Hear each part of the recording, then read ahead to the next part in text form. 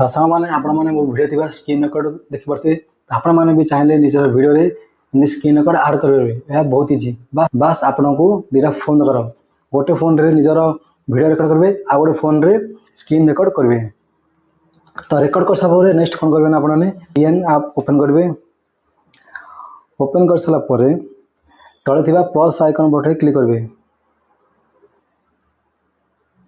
Click कर सारापर new project button click करेंगे।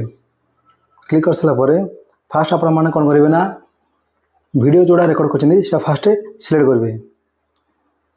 Select कर सारापर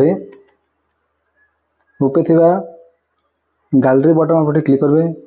क्लिक कर सारापर फोटोस बटन बटन क्लिक करेंगे। नेक्स्ट कौन ना स्क्रीन रेकर्ड को ये सिलेक्ट करेंगे। सिलेक्ट कर सारापर आपण मानकर स्क्रीन रेकर्ड ये आड हो। तो नेक्स्ट कौन करेंगे ना आपने फिंगर साहाय्य स्क्रीन रेकर्ड को टी बड़ करदे।